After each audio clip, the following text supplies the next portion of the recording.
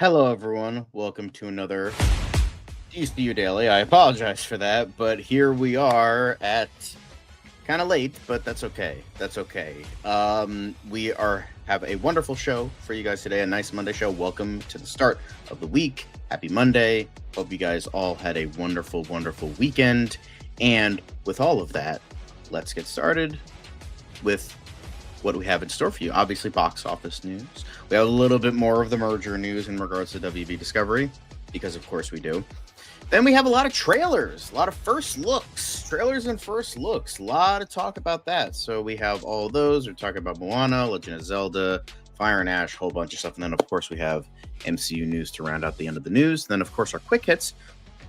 A couple small DC stories. We have Mike Flanagan talking about The Batman. We have Zack Snyder showing off again. And then, of course, our big stories that are promised in the title with DC Crime and Man of Tomorrow. Obviously, all of that and more, well, right now, I guess. So let's get started into the news. It doesn't seem to matter what I do. I'm always the number two. All right, mister, I need to paint my abs on to get nominated. You don't see Robert Downey doing that. You're kidding. You're kidding. I can't open the envelope without the... Warner Brothers is heading back into the Matrix with a new movie in the works. Wonder what other surprises are in store. I want to be Bruce Wayne. I like that. You're gonna love me. There's the shot right there. That. Okay, we don't need to see Right there. You look ridiculous. Well, not no more, he don't. What, dude? I can barely understand you. Your accent's insane. Give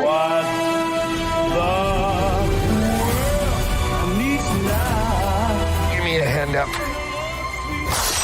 Nope, I'm actually okay. Thank you very much. Oh, wow. Wow.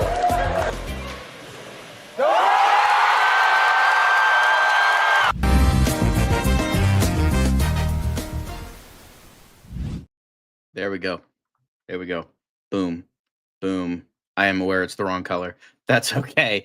But welcome to the news, guys. Lovely to see you all today. Now, before we officially start anything, first off, there we go. And welcome to the people. Caleb, Patrick, D. Cole, welcome to the show. And Dan is also in the chat. Hello, Dan. We're gonna be talking about that, Caleb. We are gonna be talking about that again. Once again, happy birthday, Patrick. Lovely to see you. Thank you for supporting the show. And of course, as always, I am your host for today, John Boy. Dan is a little he's got some plans tonight, so unfortunately couldn't join us, but that's okay. I'm here. And I know you guys love me anyway, which I don't think is true. I think y'all are lying, but like I know Dan brings in all the people of the show, but also hello, Emo Nerd Girl. Welcome. Just made it into the start of the show. But speaking of the start of the show, let's get started with the opening thing of box office. We always like to talk about box office on Monday because that's the big thing. And just like what was confirmed, Now You See Me 3 was the big moneymaker this weekend. It was kind of like iffy, like, oh, is it going to be? Is it? Yes, no, maybe so. But it turns out it not only was the number one for the weekend, it completely and utterly destroyed The Running Man. Who would have thunk that a threequel of a franchise nobody really cares about still manages to make money? But I guess here we are. But according to this report from Deadline, Now You See Me, Now You Don't made a domestic total of 21 million, while The Running Man only made 17 million. Now, the big discrepancy between the two is the global box office. So it gets a $75 million take, as The Running Man, turns out The Running Man's only walking because he is at 28 million worldwide. That is worldwide. So that means it only made 11 million worldwide. And if we do the quick numbers here, 54.2 million worldwide. So it appears that Now You See Me, Now You Don't is the Fantastic Four of this situation, while The Running Man seems to be the Superman in terms of doing pretty well domestically, but choking worldwide, while Now You See Me 3 is just killing it, apparently. Yes, it turns out The Running Man is taking a long walk. Yeah. I think we'll talk about that a little bit later, Caleb. We'll let you know our thoughts. Don't worry, we have stuff to talk about there. But yeah, Now You See Me 3, and apparently, yeah, Fast and Furious but magicians, just people really love that, I guess. Well, maybe not in general, people, but well, yes, but in terms of all of this, we'll be getting into the whys of how Now You See Me, Now You Don't manage to take over The Running Man. But it seems like one battle after another finally tops 200 million. Well, Demon Slayer storms China to reach $730 million worldwide for the international box office. Speaking of international, I did forget to mention that I think it was China itself contributed to 20 million of the box office take for Now You See Me, Now You Don't. So maybe there are exceptions to the rule of China doesn't care about American box office anymore, because clearly they just care about the worst franchises. I feel like they just have like the most god awful, like Now You See Me, the Now You See Me franchise, Fast and Furious, Transformers, just like the biggest levels of garbage you can possibly imagine. And China will apparently eat it up. So, so we are going to talk about this. We do have an article about it. So The Running Man, apparently, as I just said, it's not doing very well worldwide. Yes, but apparently there might be some reasoning for why did The Running Man fall down at the box office with its less than $30 million global opening. Well, apparently there's a lot of different factors. Well, Now You See Me, Now You Don't is a long-standing franchise. It helps that it's a threequel. There's that. And then it also doesn't help that Edgar Wright isn't really a moneymaker. A lot of his movies either just make a little bit of a profit or are failures, kind of like Scott Pilgrim versus the World, but become cult classics later on. So this reason, they give a lot of reasons, and according to this, apparently it's because of the merger between Skydance and Paramount and the handing off of Brian Robbins to David Ellison for the CEO seat, and the big shakeup of marketing and a slate that's already set to go. And unlike Warner Brothers, they actually stay the course and release their movies. Crazy. But that is true. That is true. I'm just saying what is being reported. Come on, Neja 2 being the highest grossing fucking animated film of all time at 2 billion, the only animated movie of all ever, unless you count Avatar, to do 2 billion. Yeah, I ain't fucking believing shit with that. So, yeah. So there's this. There was the marketing shakeup between the leadership shakeup between Skydance acquiescing Paramount. So there's that. First off, that's what it says right here, what's highlighted. So then we also get to it kind of goes into that for a little bit. Goldstein, being the new marketing expert, didn't arrive until October 15th. So there's that.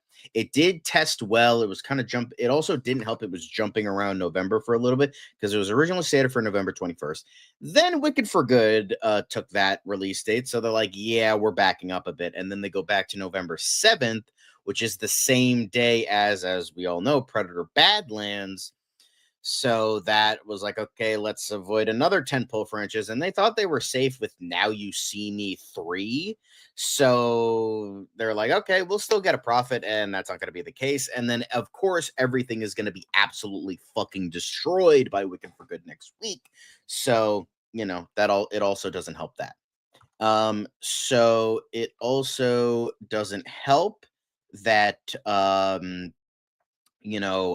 it's PG-13. Now You See Me, Now You Don't is PG-13, which is definitely a wider audience than R. Say what you will about anything, even though R-rated films don't have that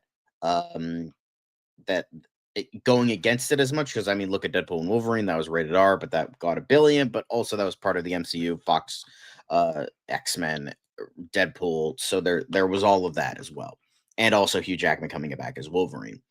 So I think there is some statement to say about R, but it also says, as Dan mentioned here, it does have a wider, more female-dominated audience. Okay, females have terrible taste in movies. Sure, okay. Kidding. Before you get your panties in a bunch of fucking kidding. Calm down. Yeah. I'm surprised they also didn't put it in October, but that also could determine, because of the shakeup of everything, that they wanted to wait everything out, that this was their like big movie, that they wanted to wait out the merger and to acquiesce the Goldstein, who was the new the department head for marketing. So they're like, okay, let's wait for him to come in and then do that and then try to market it again. So, yeah, so there is that as well. So there's a lot of different factors. The R rating, being up against 3 big tentpole franchises throughout the course of November really didn't help. But as you said, October would have been the better deal. Obviously, hindsight is 2020, so they couldn't have predicted that, because the only big movie that came out last month was probably Black Phone 2 and maybe a couple others that are not really coming to me right now. So there was a lot against The Running Man. I think it was just poor timing on everybody's part, and it also didn't help that it was part of a company that was just merged or that was bought out. So also didn't help matter. So there was a lot going against this, and it's a bit of a shame. But maybe there'll be there will be some good word of mouth, because it does both Rotten Tomato scores, they're not certified fresh or certified hot or whatever, but they do have but they're both positive. The critic score is now 65, and I think last time I checked, the Rotten Tomato score for audiences was 80. Could have gone down, could have gone up since then, but so yeah, it might not be dead. It might not be dead just yet, but we'll wait. And the thing is, you have cult classics too. Look at Scott Pilgrim vs. the World, also starring Michael Cera, directed by Edgar Wright. You could also have that. Well, it could just become a good cult classic. But in terms of King adaptations, the year was strong. The Monkey was great. Life of Chuck was great. The Long Walk was great. This was great. And I've heard nothing but great things about it. Welcome to Derry. I still need to catch up. But that is, I feel a little bad. But again, it's only one weekend. It's not, okay, don't fucking just jump on its ass just yet. So, speaking of Wicked for Good coming out next week, well, this upcoming week, the next major, you know what I mean. Wicked for Good is apparently Fandango's biggest PG pre-seller of all time and highest overall of 2025. Who could have guessed that? One of the biggest, huge blockbusters from last year. Its sequel is also big and huge. It's big with the theater nerds. Still, people like musicals. It's a big budget affair. It's got a lot of people interested. So, hello, Sean Christopher. It's Glenn whomever is just not a big star. That could be the case, but all of his other starring vehicles were pretty big. Top Gun Maverick says hello. He was definitely a big part. Even not the lead, but he was still a major part of that film. I can't wait to watch it. I just finished Dexter Resurrection, so hopefully with that behind me.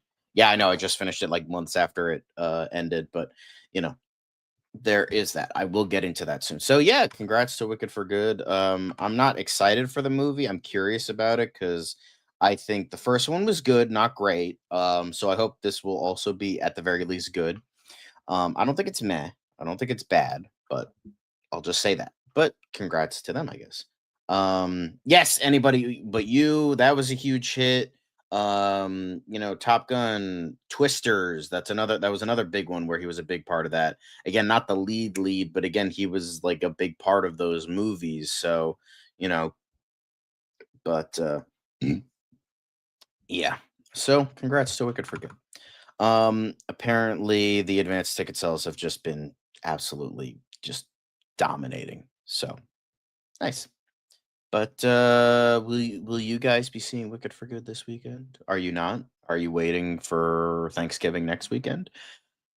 Let us know in the comments down below. But that is it for the main bit of news in regards to box office.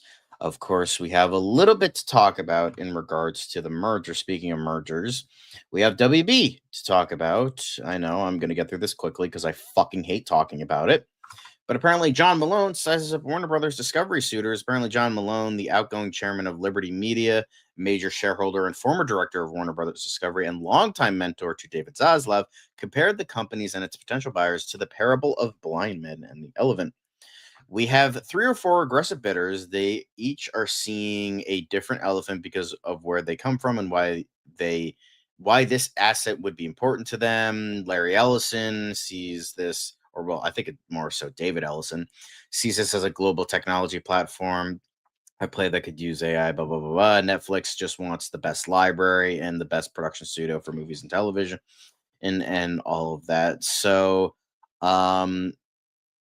Malone, however, goes against the grain of what many people think. He believes the Netflix deal would be much less disruptive to Hollywood. You'd have essentially more activity than less. Whereas if you put it together with another studio, you're going to try and find synergies. You're going to have perhaps compression of activity, even though Ellison did claim that their outreach, if whether they seize Warner Brothers or not, is going to be huge. Obviously, those are going to be promises, empty or not, but that is what he said. Meanwhile, Netflix, if I don't agree with this at all. Exactly. Exactly. You know, so I think with all of this, I don't believe Netflix, because the thing is, essentially what you're doing, essentially what Netflix wants to do, buying that out, they essentially just want the library. That's literally all they want. They just were like, hey, now we're the exclusive fucking place to find like DC and Harry Potter movies now. That's literally the only reason they want it. And then a couple of IPs under their belt. But the thing is, by making them be bought out by Netflix, you're essentially taking away an entire studio from theatrical releases, because you know that Netflix isn't going to go into theatrical releases. You know they're not going to do that. Apple's done it, Amazon's done it to, middling success, but Netflix hasn't done it yet, like with a couple of like, oh, we're getting limited releases like Magician's Nephew and Frankenstein this past month. So, yeah. It's just, oh God, it's just the whole thing, and it's just like, for me, I just can't believe that, because Netflix, I feel like, would be the worst possible choice. I'm not just saying that, because Zack Snyder's at Netflix, restore Snyder's. I'm not saying that at all, which I don't think is a thing, by the way. I know Hunter Iggy brought it up. It's never coming back. It's never, ever, ever, ever going to come back. I know with the whole deal with like WB wants to get bought out by a Saudi Arabian company, and because of that, they'll be the Snyderverse will be restored, which sounds even dumber than Netflix buying it out and it'll be restored. That's bullshit. It's 100% bullshit. It's never going to happen. Never. The most that will happen is that it gets, bought out and whatever, and they'll make it an Elseworlds thing to finish it up, and that's it. And only if Zack Snyder wants to come back, which I don't think is ever going to happen either. Exactly. Marina, yes, that too. Yes, that too. It drain. That's why essentially we skipped the tier list Tuesday for WB suitors because we both just didn't want to fucking do it because we didn't want to talk about it because we talk about it on the show so damn much. And I agree with you, Anthony, as long as they don't team up with the Saudi Arabian company because they were kind of talking about that they were going to do that. But I think Universal is definitely the best place for it. That's just my opinion. That or Apple, but it seems like Apple's not very interested, so that's the best course of action. Hello, right, dude. Nice to see you. And then speaking on the Netflix bid, for Warner Brothers raises antitrust concerns, GOP rep says streamer wields unequaled market power. Warner Brothers Discovery sets the Thanksgiving near Thanksgiving, which is only in 3 days, the week before Thanksgiving deadline for first wave of bids for Story Studio, HBO, and linear cable channels. So, essentially, what essentially that it's too long didn't read. It's just a saying that like Netflix, it would like it would bring in a lot of like fucked up shit if Netflix were to buy out. I almost said DC, WB. That's essentially what it is.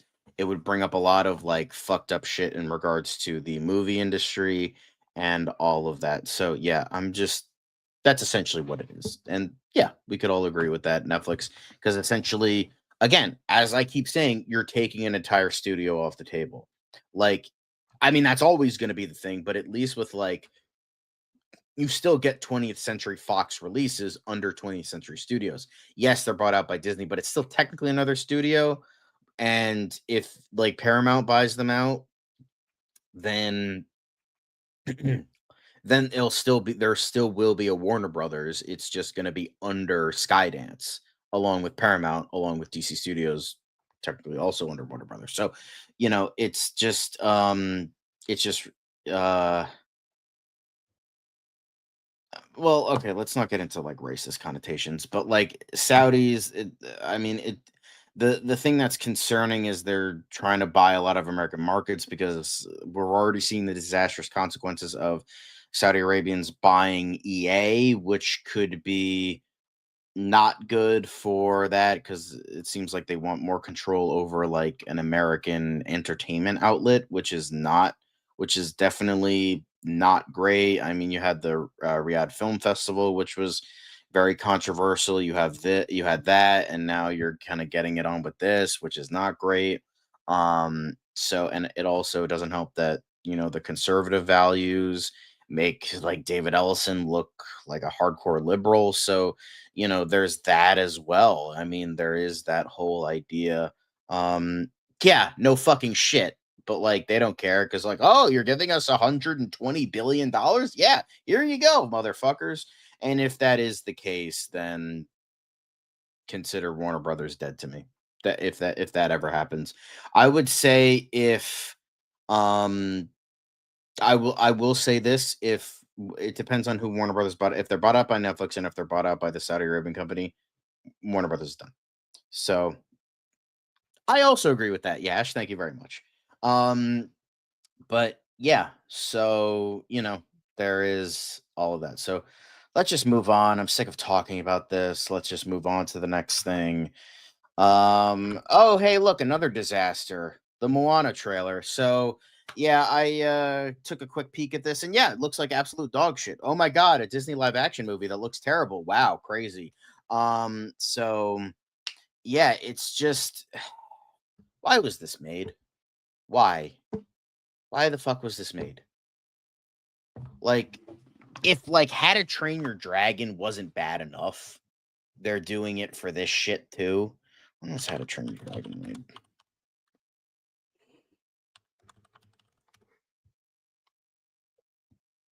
Uh, 2010. 3 years prior to this. It's still only 15 years old. This is 12 years old. Why the fuck are we getting a live action remake now?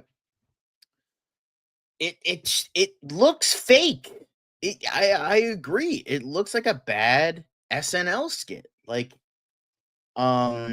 it just like it looks like AI. Like I'm looking at this thumbnail and I'm like, this looks like one of those like fake AI generated trailers to like get people to click on their shit.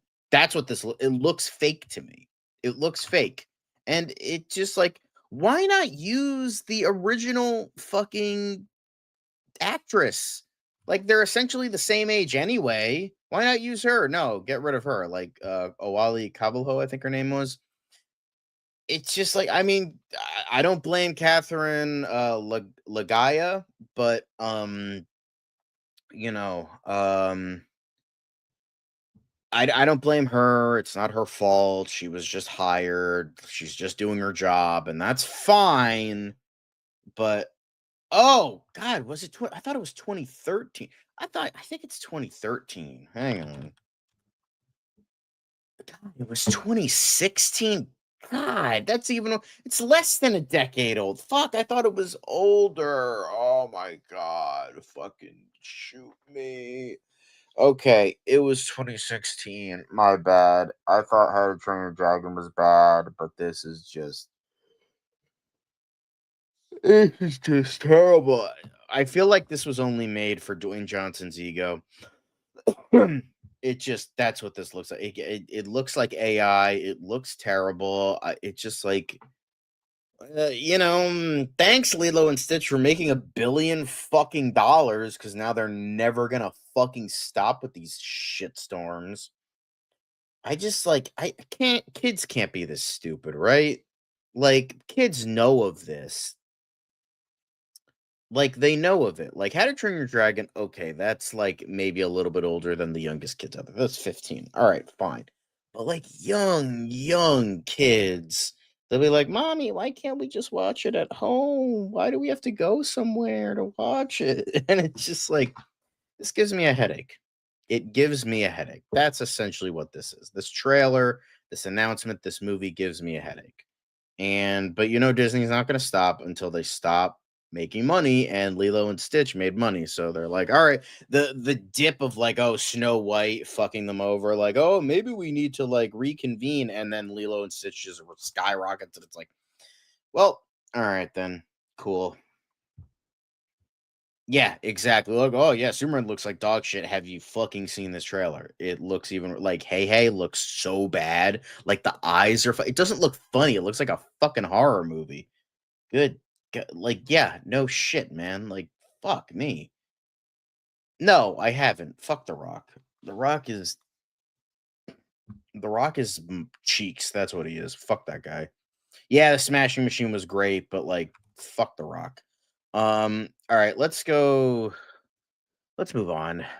Legend of Zelda. Apparently, the live action Legend of Zelda production gets underway as Nintendo unveils the first look photos. Here are the photos, by the way, showcasing Zelda, Link, and the both of them very much Breath of the Wild, Tears of the Kingdom vibes with this one. So it seems like that's what they're going. It looks a little flat, looks a little boring. It looks like it's going for the more Lord of the Rings fantastical rather than actual fantastical. So there's that. But yeah. Oh, Shigeru Miyamoto shared these photos. They shared them in a lush natural setting. It was set to debut in March of 2027, but now it's going to be in May. Wes Ball is going to be directing with Shigeru Miyamoto and Avi Arad producing. Strike number one. T.S. Nolan wrote the most recent draft of the screenplay, taking over from Derek Connolly, who wrote Jurassic World. Strike number two. And Ball will also produce with his partner Joe Hardwick Jr. under the Oddball Entertainment banner. I'm iffy on this. I'm willing to give it a chance because I did like the Super Mario Brothers movie. I thought that was really good. I think I'm a little nervous. I'm gonna give it a chance because they look accurate. They look good. I'm just curious if they're actually gonna have Link speak or not because he never speaks. So that's the thing. That's the biggest thing I'm curious about for this. So I'm curious. cautious. I don't know. I kind of just the headaches are just oof. Oh, here's Dan. Dan, hey, how you doing? I'm not gonna put your banner up. Hey, there he is. There he is. A Talk about this shit because God knows I don't wanna. No, this looks great. I love it. I was really excited to see this because the Legend of Zelda is something. I mean, Fiona loves this. She loves the games, and we've been looking forward to it. Obviously, we got a corgi that goes by the name Zelda, so this is like the perfect movie. So I think this He's looks ruined a lot of things, pretty. Caleb. He's ruined a lot of things. I'm just saying, like these images shared of Miyamoto look pretty on point. I think this is actually going to show us that the casting has been pretty on point for the version of the movie and the stories that they want to tell. And who am I to tell Nintendo any different, Like it looks great. I love it. This looks fantastic. It's beautiful too. I mean, if they're going to keep a lot of this like the way it is, just wherever they're filming, whether it's New Zealand, Australia, wherever they are, or whatever beautiful part of the world. Hey, Emo Nerd Girl, how you doing? No, this looks fantastic. I love it. I'm sure there'll be elements in the movie which will be completely CGI or as just other VFX. But this looks great, and you could tell they're trying to make this a start of a franchise potentially because they cast two really young actors in the roles of Zelda and Link. We still don't know who's going to be speaking though, because obviously images don't talk. But if they could, they would tell us that they're off to a good start. So yeah, I'm excited. As I said, I'm cautious. I've played I played a little bit of Twilight Princess. I played a little bit of Link to the Past. Maybe a couple other games, but I'm not. I know a lot about Hmm. the Legend of Zelda franchise. I just haven't played a lot of the games. I just really want it to be good. Legend of Zelda fans have been wanting this for a while, ever since that. What was it, IGN or Machinima dropped that like fake trailer like fucking 20 years ago or something. Ever since then, they've wanted, yeah, I think it was like 15, 16, 17, 18 years ago. I think it was like 2008, almost 20 years ago, where they were like, hey, look, a movie's coming out, and it turned out to be fake. Well, I mean, this So, is the thing though. I mean, that was before the age of AI. I bet you like they can turn these three images into an entire trailer today. But anyway, yep, we'll just because wait for the fuck the actual thing. world. But cool. But Miyamoto himself was like, yeah, here we go, guys. But It's like, next hi, up we Miyamoto have here. Or some this is Miyamoto. some more trailer news. And that's apparently Devil Wears Prada 2 and Toy Story 5 rack up 140 million global views apiece in their first day. People are excited about Devil Wears Prada 2 and Garbage. So, like, good for them, I guess.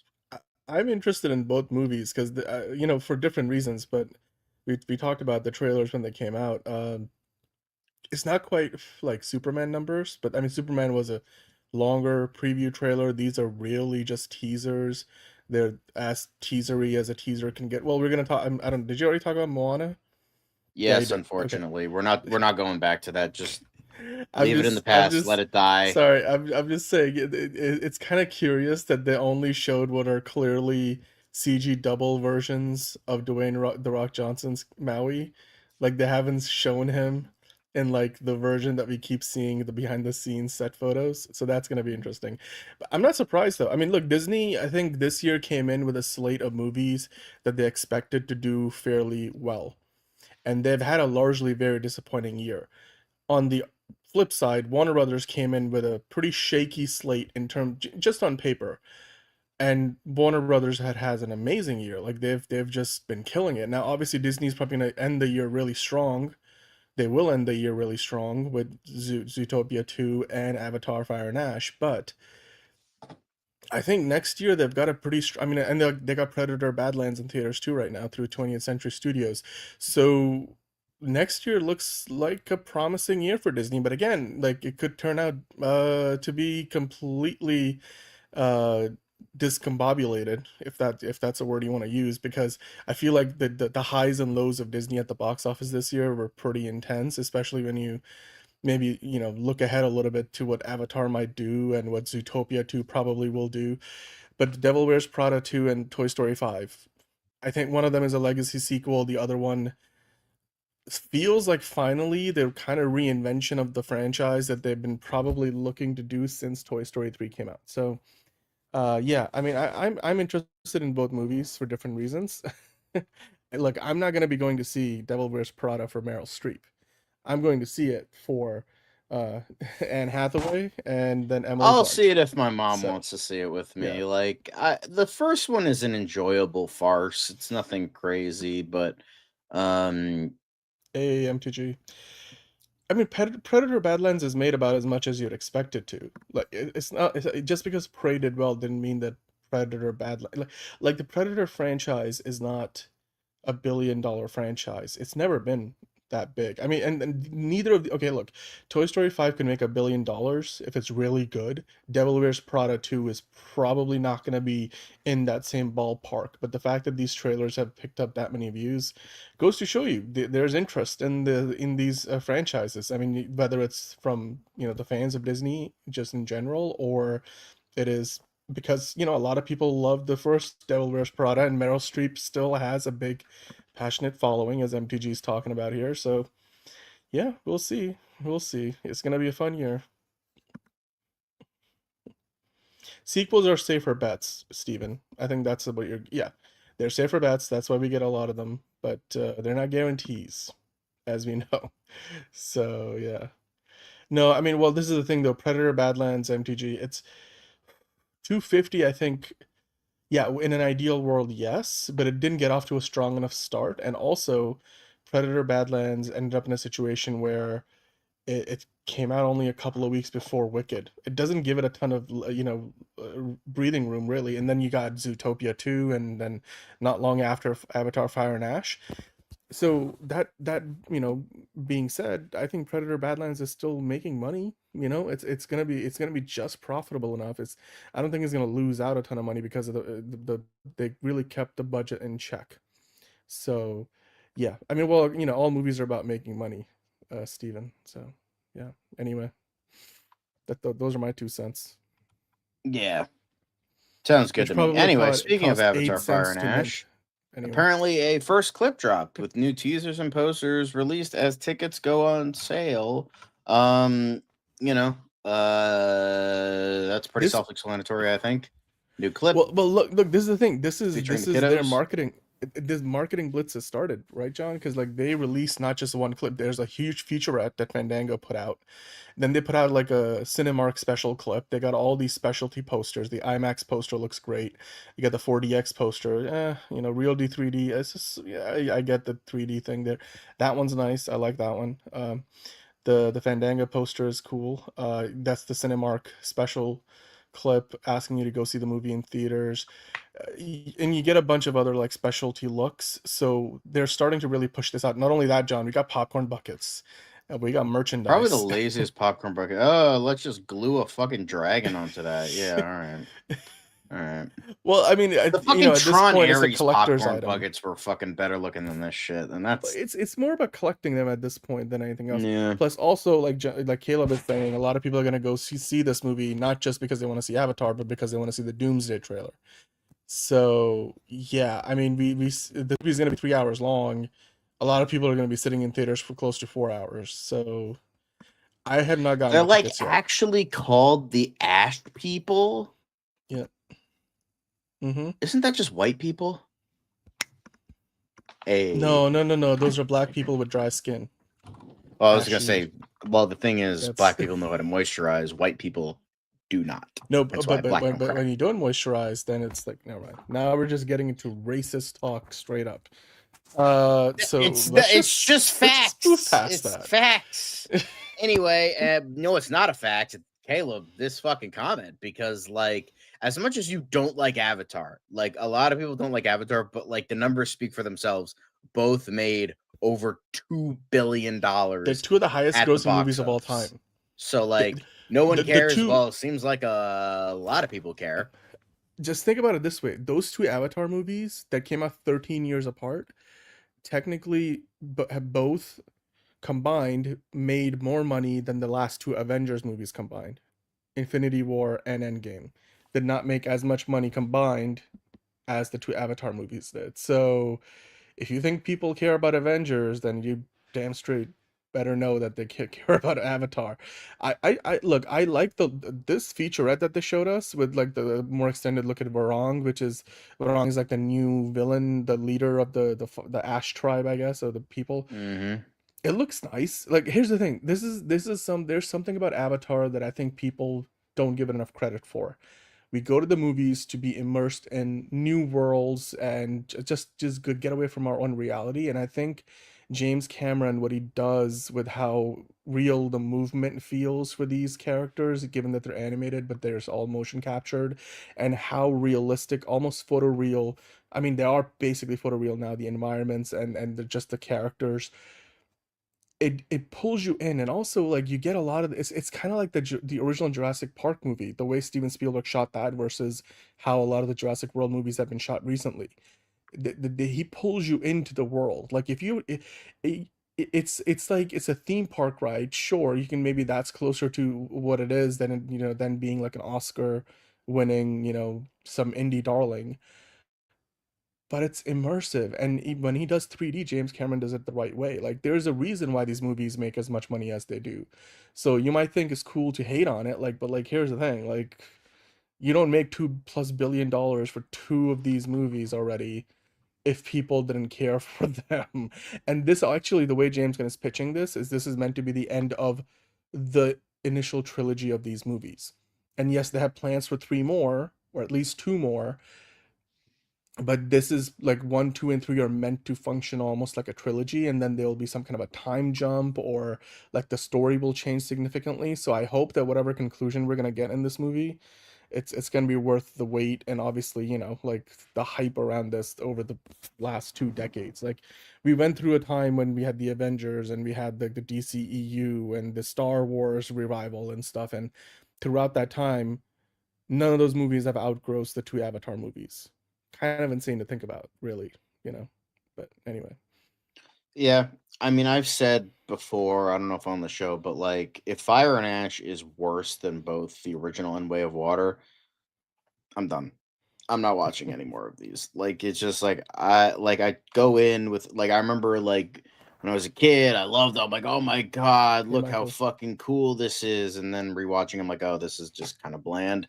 And then watching Way of Water now with a more critical eye, I was like, not that great. Kind of terrible writing.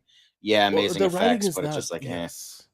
The I writing see you is now. Bull leaves a lot fucking to be shit. You just desired. yelled at him 10 minutes ago, you fucking douchebag. Like, I love how they made like Jake Sully the most boring one-dimensional character of all time to the biggest fucking asshole between two movies.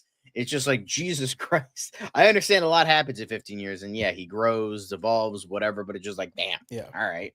Okay. I will say though, like, I think Kayla made a good point that Avatar 3's marketing campaign hasn't really been there in the way that I feel like a movie of its scale should. But when you remember, the first two Avatar movies did not make even $100 million in opening weekend, but they both made over $2 billion, like almost $3 billion for the first one. So I don't think they need these movies. Just function differently. Like, they have legs, and they have a wide-reaching audience across the globe. So I think comparing them to the kind of metrics that superhero movies do, it's not really a good analog, because the last two of them did not need that level of hype, or like the cultural, and when I say cultural, I mean like the social media, numbers that that a Marvel movie would do, that that a DC movie should do, or that a Star Wars movie would have done. So, by the way, is Agatha getting season 2? I mean, I don't know. Like, Emo Nerd Girl, to answer your question, it was a rumor for a while, but currently we have no updates on that. I mean, maybe she'll show up in the Vision, show, the Vision Quest show. So we'll have to see. But as far as Avatar goes, yeah, I mean, sure, these movies are not like, winning many acting Oscars, but they're also not, comparing them to Fast and Furious is not, I think, a fair comparison, Caleb, by the way. Like, yes, there's some terrible Fast and Furious movies. There's some good ones too, but and then there's like 10 of them versus 2 Avatar movies. Not a fair comparison. But anyway, let's keep on going. Yep. Next up, we are going to be talking about MCU stuff. Speaking of Agatha, we're going to be getting into all the stuff. And our first bit of news in regards to that is our boy Ryan Coogler going from cinema back to slop. Is that he has confirmed that Black Panther 3 is going to be his next movie after you change the game, after you got people on board with horror. You did so much with Sinners, and now it's back to the cape shit. I'm not mad. I'm just disappointed.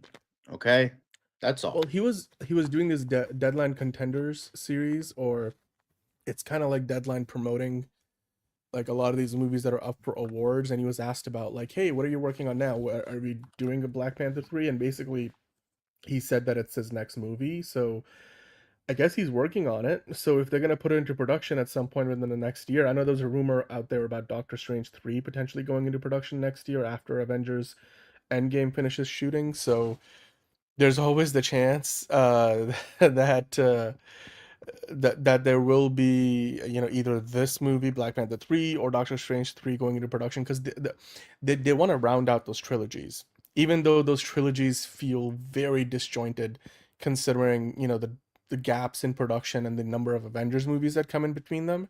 Like Black Panther 3 is gonna, like, ideally it would have had some sort of conclusion to the arc of T'Challa and Chadwick Boseman's iteration of T'Challa, and as far as we know, it may not even have a T'Challa, really.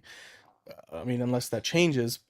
And then Doctor Strange 3 in a similar situation. Like, they went from the first movie, which was relatively grounded compared to the second one, which became a full multiverse movie, to now the third one. I have no idea where that's going to be going. But yeah, I mean, basically, sorry, not Chadwick, but Ryan Coogler said this is his next film. So, I mean, John, like, do you think at this point, No.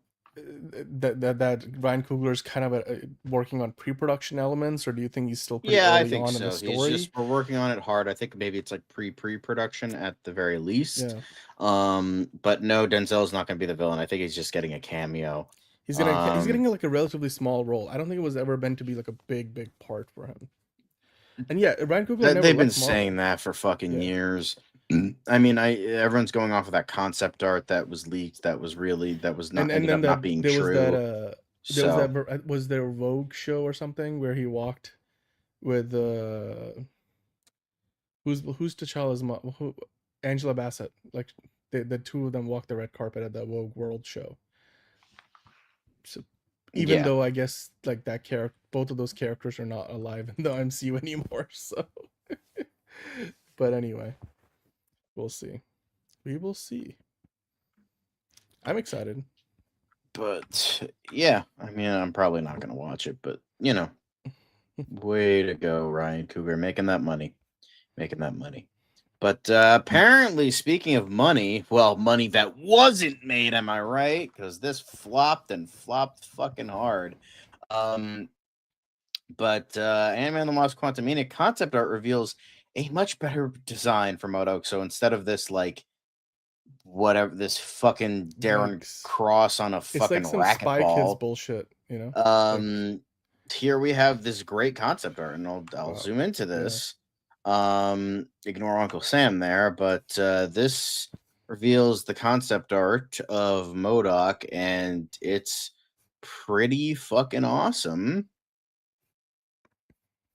Like, why is it that the concept art is just so fucking goated, and then like the actual on-screen designs are like the biggest fucking abominations known to man? You know what I think happened?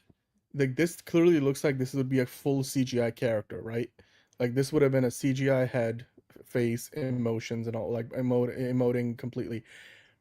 I think what happened is they spent too much money on really trashy VFX for the rest of the movie, and then ran out of money, so they were like, we're just gonna do some pinning and some stretching, and then just basically do the same thing that they did with George Lopez's face in Spy Kids, because that's all we got money for. I think that like it's so I have no other explanation other than the fact that they had they ran out of money with all the other VFX, and then they quickly cobbled together this makeshift solution. They said, you know what, it's gonna work. It's gonna work. Nobody's gonna notice. Nobody's gonna notice. No Well, one's I have gonna some know. news for you. We noticed. No one's And gonna know. No one's gonna it know. looks Yeah, terrible. It looked terrible. and we It also was- like have like oh. MODOK ass. Like that didn't help matters Yeah, either. dude, it's like this is entirely like this. Here's the thing: most people forgot about Quantumania, but the one thing they remember Quantumania for is MODOK and how bad it was. Is MODOK and how god awful they completely fucked Cassie's character. Like she went from this like kid like oh yeah into this like fucking like complete and total bitch of a character, and it's just like oh that's great, cool. And I like Catherine Newton, she's great, but like damn, they fucked over that character real quickly. Well, I mean that whole movie, it also destroyed Kang's legitimacy. It, I think, completely ruined all the fun things about Ant-Man, because it was Ant-Man and his crew in the first movie, and all of a sudden we end up in a situation where it's like if you go from 1 to 3 in the Ant-Man series, they learn all the wrong lessons from movie to movie to movie. Pretty And much. Well, the first yeah. thing they did wrong was get fucking rid of Edgar Wright after Mhm. he'd been trying to make the movie for a fucking decade. So, there's that, but I still what like the fuck do first one. I know? just think like with the second one, they reduce like more like the presence of the crew with that Paul Rudd's character brought in, like and I think they had Michael Douglas, they had Michelle Pfeiffer, they had Evangeline like the caliber actors were great. Why the hell do you put them in these shallow depth of field, medium shots, like in medium close-ups in Wasted front Lawrence of green screens, Fishburne. and have completely dull, grayish, gooish, brownish CGI that looks like is so random. What and is has this? No distinguishing A villain features. for ants? Yeah, There you go. That was my It's- best Derek Zoolander impression. I apologize. exactly. We know that Paul Rudd's Ant-Man will be back for Avengers. Most likely, I don't know if he was one of the chairs, but I think he's gonna be back in Secret Wars for sure. I forget if he was one of the names on the Doomsday cast reveal. But anyway, MODOK, what could have been, What could have been? Speaking of what could have been, rumors. That's Apparently, awesome. there's a lot That's of awesome, even if they- stuff to talk about in terms of the big old rumor mill of surrounding this goddamn movie and this goddamn franchise. So, we've already been told about a possible Avengers Doomsday leak that's seen fans somehow acquire photos of the main cast suited up. Well, those have yet to circulate on social media. They appear to originate from the same source as the shots from Daredevil Born Again Season 2. Now, a fan who claims to have seen the images in question has provided some illustrations of what they look like. Again, these are just an artist's interpretation, not the photos themselves. And so this is all of them. We have Mystique, probably in the most garbage fucking thing I could possibly imagine. So that's fun. Like, say what you will about Rebecca Romijn and her version. Like, I get it. It's gross. She was naked, blah, blah, blah. Nah. I get it. But like, it was still they essentially took this character from the comics who had a relatively like okay look and made her like this really cool. Like, I love the scales and I love like like the eyes, everything. Like, it just looked really cool. And now we have like the most boring cape shit design you could possibly imagine. She looks like an alien from Star Trek. And that's not a compliment, because no alien on Star Trek looks good. Like, Star Trek, great. The aliens, they had the budget of a ham sandwich and like a tube of toothpaste. Oftentimes it's like, all right, it's like they give you the makeup, and then they're like, all right, we're gonna put a ridge on your head, and they got the forehead funky bumps with your ears, like something with the ridges under your head, something with the ears. Done. Maybe that's it. That's all you need to be an alien in Star Trek. But yeah, not good. Anyway, and why does she have the Superman logo? Like, what is that? Is that an S? I don't know. Maybe that was no. It's like the diamond. It's like the diamond. Yeah. Yeah, it looks like Maybe it's like a garbage. And then you cutout. Like, have Cyclops, which, pretty generic looking Cyclops, just kind of regular. it just. Then you have Yeah. Magneto. Again, the Magneto helmet looks kind of the same. And I was color me yeah. not impressed. Yeah. In the words of Superman, not impressed. The real Anyway, Superman. yeah, these Just kind of look kidding. like Garbo. And apparently Ed Harris has a Wonder Man role. Where did we see that? So My No, Time to I think Shine, which is iffy, was it's been apparently debunked. reporting that Yeah. Westworld star Ed Harris. Okay, why are you designating him to Westworld? Okay. Will not appear in the Disney Plus series. His name has been associated with the show for a while, but we assume that talks ultimately didn't work out, or the original rumor was incorrect. Most likely the latter. So the insiders recently claim about Frozen star Josh Gad appearing in Wonder Man has also been confirmed in the latest issue of D23 magazine. He's gonna play an exaggerated version of himself. Okay, so like Michael Cera from This Is the End. If it's like anything remotely close to that, that could be funny, but it's also Josh Gad, so it's not going to be funny. Anyway, so yeah, so that rules out all of the rumors and stuff from this. So yeah, kind of bullshit, kind of sucky, and yeah, so it's like Caleb is like, oh yes, my favorite Ed Harris role, Westworld.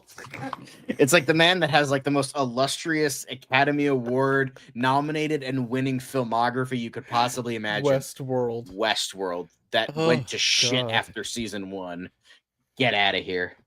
I mean, you gotta at least be like the Right Stuff, or like one of the or like the Right Abyss. Stuff. It's like, what was that? Enemy at the Gates. Enemy at the Gates. Yeah, fucking Creep Show is like better. Like the fuck. History of Violence. Like, thank you, Caleb. That's a good one. Like, I get like that's what like people nowadays would know him for, because people are stupid and they're like no cinema literacy anymore. But like, come on, like at least pick something better. Jesus. Anyway, Westworld. So Ed Harris was smart and Josh Gad needed the money. So, I guess those Frozen residual checks were drying up, and it's going to be a while till Frozen 3. So he needed the money for that. So yeah, next up, speaking of Daredevil Born Again, we got some stills for season 2 of it, and we're getting the Shadowlands black outfit. So it's a still, but it's an exclusive. It's but I also saw, wasn't there also stills of Bullseye and him in the maybe are there if you scroll down? No, I don't think in this one, but I did remember. Go to Empires. That's on their website. I think in the original article they might have had it. So well, this is they just shared this still. Yeah, this is the still. It's the Shadowlands. We finally got the double Ds, baby. Great. Boom. We got the double Ds. That's all I cared about. I care about the double Ds. I personally prefer triple Ds, but I'll take a double D. That's fine. But I mean, the Yul Brynner movie is pretty good. But anyway, so yeah, awesome. Love to see it. But I could have sworn, I'm gonna try to look that up. Bulls. I know we got him for like season 1. I don't know about season 2. I do like this suit. Also, in the article, they were talking about like how they have a clean slate for this, and they didn't initially. That's a little like, wait, what are you rebooting again? They're not. I think what they're saying is they don't have to go in and kind of redo the season after shooting half of it. Like what they did for season 1, and they've also sort of resolved a lot of the hanging threads from the previous iteration of Daredevil, and at this point, they've kind of set up, the two, especially our two leads. You got obviously Wilson Fisk as the mayor. Like, what does he do when it's the idea that this is the still I was talking about with Bullseye and Daredevil, so more of like a photo shoot rather than on set thing. So it looks nice. That looks nice. I don't know if that's a I mean, it's a little cheap looking, but it still looks okay. They don't have a big budget still, so it's fine. But looking good, looking good. Yep. But as I was saying though, with the whole thing about Wilson Fisk, like he's finally got the power that he always wanted. Like, so what is he gonna do with that power? They're gonna explore that idea, and also Matt Murdock is kind of like all in now. Like he's just like we're gonna fucking like do this thing. It's like he's not like kind of half in, half out, semi-retired. So you're getting a Matt Murdock and a Wilson Fisk in a situation where like in circumstances that we haven't seen them before, and then now they don't have to worry about being like, oh, we have to line this up with something that happened years ago. They're connecting the dots between the last season and this one. They could bring in Jessica Jones. They might bring in, a bunch of the other Defenders characters, and I feel like this is perfect considering they've been able to turn this thing around in a year. That's impressive by today's standards, and I hope that they keep this up. Like if this does really well, builds upon what last year's season 1 did, then John, I think Daredevil Born Again, they just got to keep it rolling. Although Like, I give us will season say 3 the next most year, or problematic 2 thing years is from this now. caption right here. I was just reading that, which is definitely It's problematic. total. It's clickbait. It's such clickbait. I'm just though. No, I read the article. I mean, the thing with I just explained it, like what they mean by the clean slate. They're not doing a total reboot. What they're talking about is No, they're I not know. having to, refresh. They're not having to start over halfway through filming the season, and then redo and rehash the entire episode. I guess so, but it's just like, oh, we don't have to worry about that fucking Netflix show anymore. We can do like now, Well, just Homelander. I can do whatever the fuck I want. Like, right, but I mean, I think they've addressed a lot of those connections at this point, and they can move forward. I like that they're looking to move forward. I don't want them to constantly rehash stuff that was already taken care of or done before. Like they took the characters from where we sort of left them in Netflix Daredevil era and brought them into these new circumstances where now they can move them forward. And I want to see, what they're able to do with that, and I think that's what they really mean, so yeah, it's new territory. So yeah, it should be fun. I mean, and if it's bad, it's bad. Like we'll just find out for ourselves. So yeah. Okay. I mean, who knows if I'm gonna watch this anyway? If it's like again, if it's actually good, maybe. But since season 1 was pretty mixed, and if season 2 is mixed, I'm just gonna be like, it ended with season 3 on Netflix. But we have some one short final leash. MCU thing, and that's apparently Avengers Doomsday rumors. More rumors may reveal Doctor Doom's real plan and some unannounced characters. So we already talked about this, that My Time to Shine revealed like the most generic fucking backstory that's been used quadrillion times in the fucking MCU. Oh my god, his wife and son were killed. Now he's gonna fucking wreak havoc on the multiverse because bro, it's just fucking buy a hooker. Like you can get fucking pussy easily. Like goddamn, bro, Jesus Christ. I don't think that's what it's about, but sure. It's hello enterprising, but I think the article, the TLDR of it is they're. Oh, okay. Oh. All right. Well, Emo Nerd, go. Good luck with mopping. I don't know if that's a euphemism, but good luck with that. Anyway, Victor Von Doom. I think the TLDR of this article was it's just like everybody's like grasping at straws at the idea. Oh, he's gonna like fool the Avengers into like saying I'm gonna help you end the incursions, but he's actually gonna want to go after Captain America, and that's his secret, motivation. I'm like, okay, what is your motivation? but like I really like look, it sounds dumb, and it sounds like you're watching a Scooby-Doo cartoon episode more so than a big budget $500 million whatever is going to cost for them to make and promote this movie. So I think it will be a little more nuanced than that. But even if that's the basic structure of what Doomsday wants to do, then fine. That's really it. There's not much else in this. Like, it's just, again, everybody wants their piece of the action. That's really what this is in terms of like, oh, what are actual motivations for Doom, like the unannounced characters. Like, okay, I'm sure we're gonna find out. There's a few surprises, but like, cool. Anyway, sorry. Exactly. I mean, half the fucking superhero universe's characters could just be solved with go to therapy. Batman, go to therapy. Power Girl, go to therapy. Daredevil, go to therapy. Like, it's like, yeah, no shit. But like, these characters are made when therapy was still quack magic from like people like, shrinks, they're fucking a bunch of quacks. Like, like that's where all this shit comes from. So by the way, John, if to answer Michael's question, if RDJ uses an accent, or whether he uses an accent or not in the Doomsday trailer, if he talks, the only accent that RDJ should use is his accent from Tropic Thunder. That's exactly that's Captain, never go full retard. That's all I want. Like, that would be so great. Like, it's immediately, like, all of a sudden, the whole movie turns into a parody of, like, a Avengers movie. I would just love that. I honestly, be that so would be amazing. a big brained move, but I don't think they're gonna do that. Kevin Feige went to the Russos, brought them in because they wanted to satirize the Avengers. It's like you either die a hero or live long yourself to live long enough to see yourself become the villain. So that's it, huh? We some kind of Avenger. Like it just becomes Hmm. like scary movie, Just totally, but it's yeah. just Just like yep. that would be amazing. I would see Or the like movie then. it just becomes like another like a Naked Gun, but the Avengers. Just Yeah. just do that. Yep. Although speaking of Naked Gun, now Dan, we gotta get into the quick hits. All I don't right. know how that connects, but sure, yeah. There is a story in that refers to Naked Gun, so trust me, it'll make sense soon. But first thing, oh my God, Christopher Nolan, try not to come too hard, Dan. But Christopher Nolan's The Odyssey is being positioned Sir as the President epic to end all Christopher epics, shot on over 2 million feet of film during a 91-day global shoot.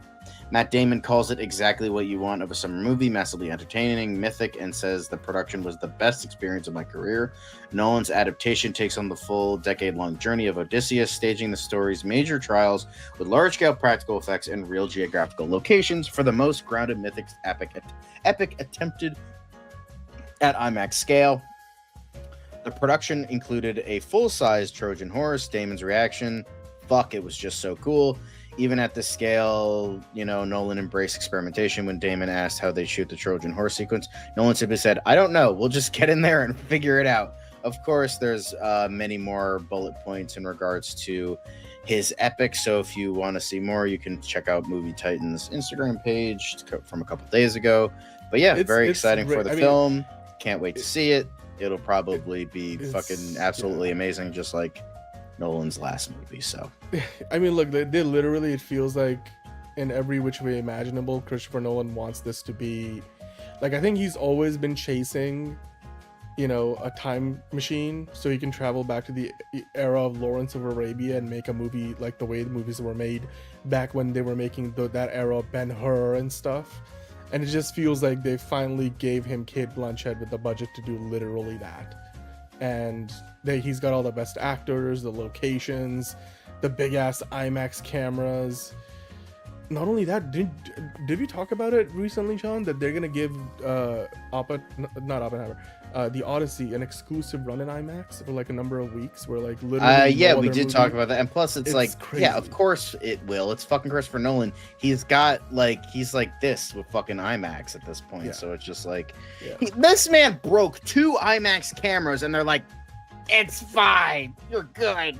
You're good. Here's our new IMAX camera that we're experimenting with. Use that one instead, Sir President Christopher Nolan. Why don't you? Mr. Dr. Professor Nolan.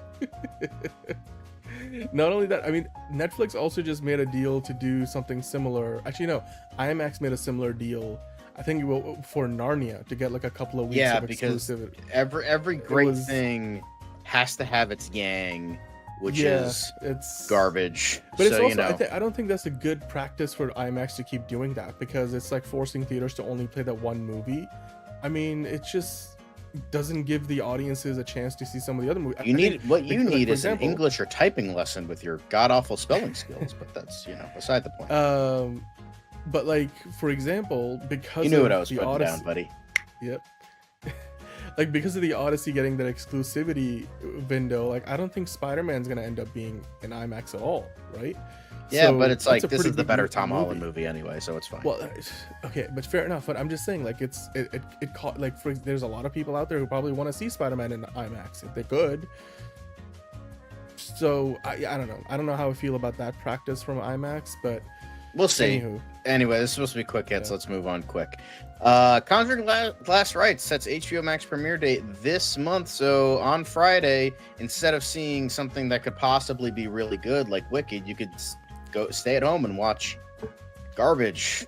Cool, great, awesome.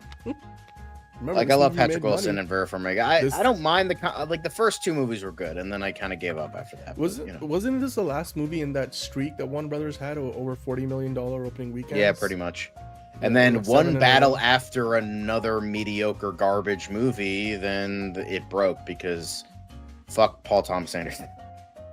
Yeah, PTA, man. Anyway, but next up, Morgan Freeman isn't retiring from acting anytime soon. Morgan Freeman, 88, shared why he isn't interested in retiring from acting and detailed the sports activity that keeps him engaged when he's not working on any film. So yeah, definitely not. Definitely. What is he doing? Just keep moving. Don't let the old man in, he says. Don't let the old man in. So no, it's like what Clint Eastwood did or keeps doing. I mean, I agree. I think here's the thing. If you're like at his age, 88, 90, whatever, if you decide to just sit on a couch and watch movies, you're going to age a lot faster. But if you decide to like stay active and go and work in movies, or like if you are like a Morgan Freeman or Clint Eastwood, you're probably going to extend your life because it's use it or lose it at that point, you know? So yeah. So good for him. Next up, going back to Nolan, kind of, sort of. Well, at least with two of these gentlemen. Christian Bale, circling role in Michael Mann's Heat 2. But apparently, you know, circling a major role alongside Leonardo DiCaprio in Heat 2. Amazon had no comment about it, but it's being held by Mann. And it's based on the book that he wrote.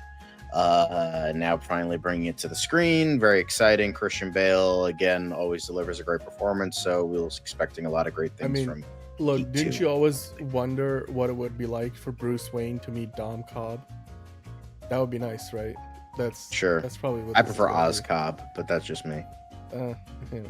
Mixing the flavors. Mixing the flavors. There we go. Thank you. Yeah. But this one will definitely make Dan happy. Tom Cruise has accepted an honorary Oscar with emotional speech at Governor's Awards. Making films is not what I do, it is who I am. Yes, we know. It's who I am. We know. Tom Cruise, he's got one setting these days. I mean, he at this point is literally like the last bastion of movie going. Like the man, all he does, like literally he showed up to the Running Man premiere in London to go and take photo, like movies that have nothing to do with him. Other than to just be like, yeah, I'm here. I'm Tom Cruise. Go see this movie because I did and I had a lot of fun with it. You gotta appreciate that, right? Like we always talk about like the idea that the movie going. I assume that's a Les Grossman reference. Yeah, the movie going experience needs to be champion, and I mean Tom Cruise is genuinely doing that. Like, sure, he's had other problems and he may have his personal life may be what it is. And he might be a little crazy, but like the guy just loves the movies, and you gotta appreciate that, just the sincere nature of that. And I'm glad that he's finally got, even if it is an honorary Oscar, it's an Oscar all the same. And I listened to some of his speech, I watched it. Let's just be honest, like the Governor's Awards are not a big deal in Hollywood most years, but because of Tom Cruise, this was a pretty big deal this year. I mean, he left Sydney Sweeney speechless, according to this coverage. So yeah, Tom Cruise still got it. Yeah, most definitely. We love our boy Tom Cruise, despite however flawed he is. But you know, nobody's perfect. So all right. But yeah, let's move on. But David Zucker yells at Cloud. Oh, sorry. Original Naked Gun director says reboot was trying to copy our style. Everybody's in it for the money. Yeah, David Zucker, I think you're just jelly that you haven't made a good movie in 40 years, but that's just beside the point. It's just so funny. The way he phrased this is what makes me laugh.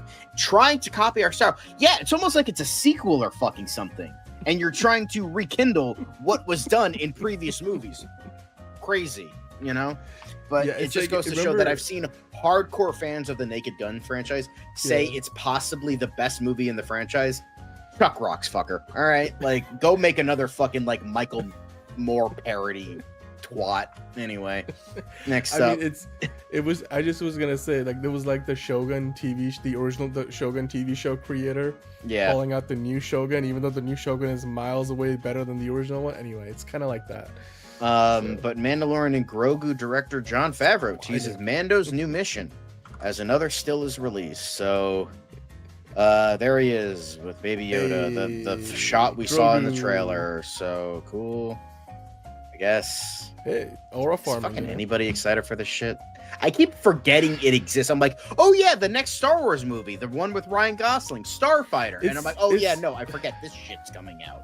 Like I really wish the Book of Boba Fett and season 3 of The Mandalorian did not happen, because then I would have been genuinely more excited for this. I just think they've like literally just they've kind of tripped over themselves, and now that I just look, this movie so far we haven't got much from it, but what we have seen is very generic, and at this point I don't think the coolness of Mando is gonna sell this movie by itself, or the cuteness of Grogu. They need to really give us a good story, and one where we actually can believe that it's not gonna all of a sudden and don't turn have into fucking Lizzo in there for literally no right. reason. Like I don't want it to turn. I don't want it to turn into Mandalorian and Grogu, the side quest adventures, or the ensemble cast with every other favorite character of Dave Filoni insert here movie. Like I want it to be a truly, just make it what season 1 or season 2 of Mandalorian was. Like, and if you can't do that, then I'm sorry. Like I don't want it. So there you go.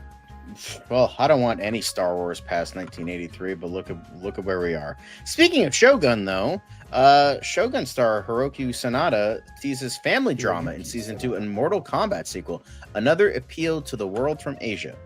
Hell yeah, man! I still need to watch it. I know it's like the greatest thing since sliced bread. I'm going to watch it. It is. I am so backed up.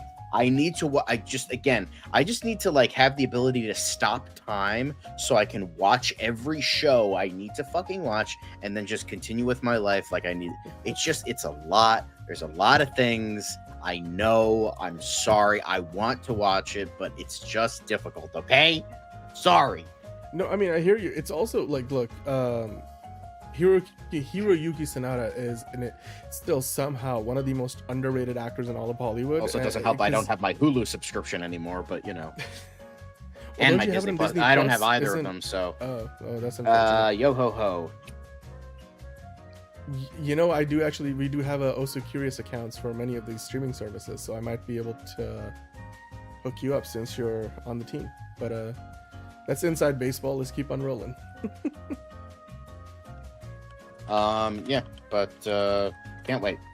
Hopefully I watch it in time for season 2. Anyway, but apparently Sense and Sensibility lands September 2026 release date. So the readaptation of Sense and Sensibility is apparently coming out the same day as Clayface, September 11th, 2026, and in the UK on September 26th. So it looks like Clay and Sensibility, Sense and Face. We'll see. New Barbenheimer dropped. Let's go. I can't wait. It's gonna make $1 billion, John. It's gonna happen. It's gonna make $1 billion. It's gonna happen. I look, Daisy Edgar Jones. I would watch her in almost anything. She's great. She's, I think, one of those underrated actresses. I feel like in a lot of ways, like Sydney Sweeney is getting a lot more of the spotlight, and whereas I think somebody like a Daisy Edgar Jones probably deserves a few more high-profile roles.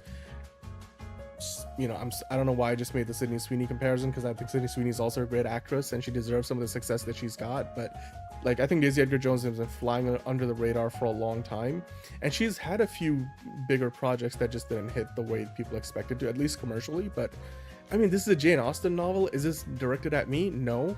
But maybe it's going to be a good movie. I know I'm going to be watching Clayface, but maybe, you know, this could be a date night movie. So Sense and Sensibility, maybe. We'll see. Sensible Clay. That's a good name, Johnny. That's a good one. Yep. So, yeah. Anyway, last bit of quick hit news. All Her Fault sets a new benchmark for Peacock with #1 finish.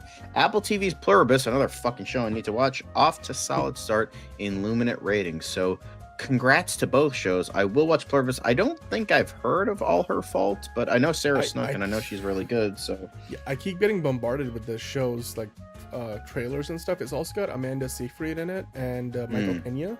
So it's a great cast. Basically, All Her Fault looks like an Apple TV show on Peacock. And I mean, these days Peacock and Apple TV have like a sharing deal where they have some of their shows kind of crossing borders into each other's platforms. So it's kind of interesting to see that they both have these shows which are kind of dominating the airwaves right now, or like the streaming waves, if you want to call it. I'm not surprised that both of them are doing as well as they are. Pluribus is a slow burn so far, but like if it picks up the way Invasion eventually does or did, I'm okay with it. I'm not completely convinced by the show just yet, but it's smart. Vince Gilligan is a great creator. He's obviously, you know, Breaking Bad and now Pluribus. He hasn't missed so far.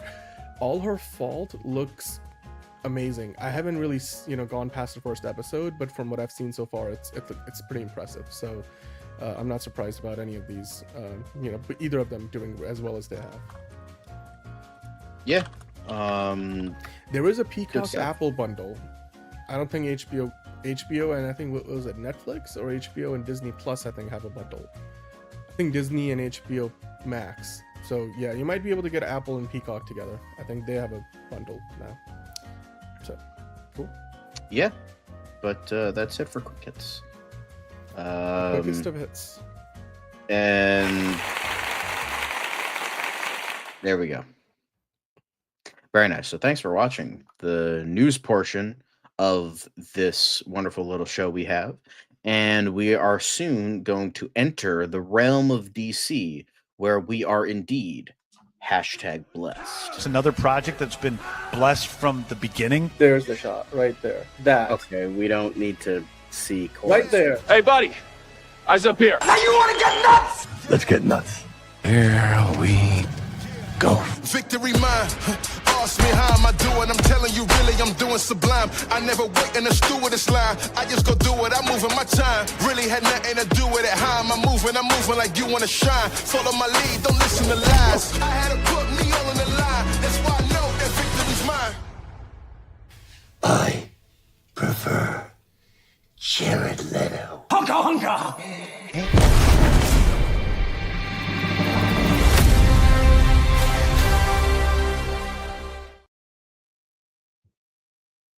Hell yeah. Yeah. Welcome to DC, guys. Here we are. We're here to talk about all the DC news. And we got to bring that ticker back because Dan loves his ticker. Loves his ticker so very much. But I am your host, as always. John. Nice to see you. Here we are. We also have Dan here. Dan, what are you excited about in terms of DC news today? Well, I'm excited. I mean, like the Saudi bid for WB. I think we already talked about that, but We did. it was more of a. It's like a rumor. It's not. It wasn't confirmed. It wasn't What confirmed, did James yeah. Gunn post today? We'll talk about that. We will excited talk to about what that. James Gunn posted. But yeah. first, we are going to be talking about Mike Flanagan posting something.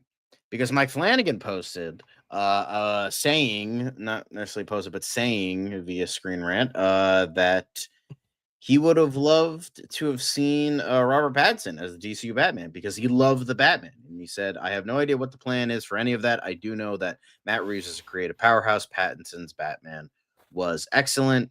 And so it just goes to show that Mike Flanagan just gave his script and he's like, do whatever the fuck you want with it. I got to go redo Carrie. So, you know, he's off doing that. He's off doing, you know, the next Exorcist movie and hopefully the Dark Tower series. But, you know, so it just goes to show Mike Flanagan. He's just like, here's my script. It's in your hands now. I'm going to go fuck off.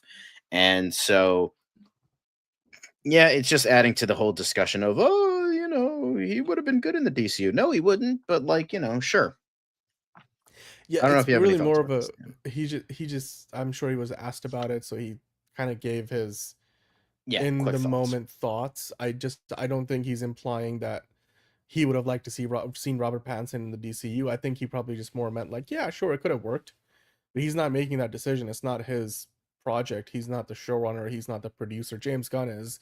So yeah, I think it's like a lot of us are saying it would be the whole reason why we are so polarized by the subject is because we think it would really work well potentially, but that's not the direction they're going. So there we go.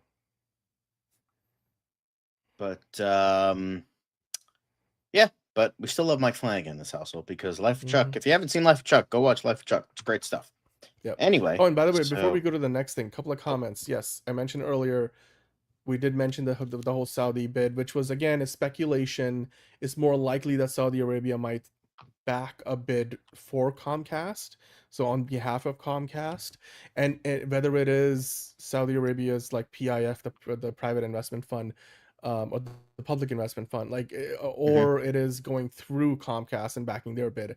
And neither of those instances, I saw the article about the whole speculation. Will they bring Zack Snyder back and do a Snyderverse? I know, John, you said that the most they'll probably do is something to kind of wrap it up in its own continuity rather than destroying the DCU to bring it back.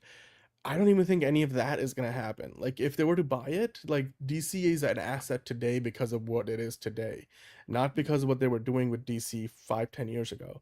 So I just don't think Zack Snyder would be coming back to finish the Snyderverse or do any of those things. So yeah, just addressing that. But yeah, I mean, we will, I'm sure, be talking about it more later in the week once the bids are submitted for Warner Brothers. So until then, yeah, let's get back to the news. Yeah. But the next thing we have is James Gunn apparently will bring back one canceled DC superhero show, and it's not looking good, guys, because it might bring in my greatest adversary. No, not Jeff Snyder, the other guy, Tom King. Yeah, great.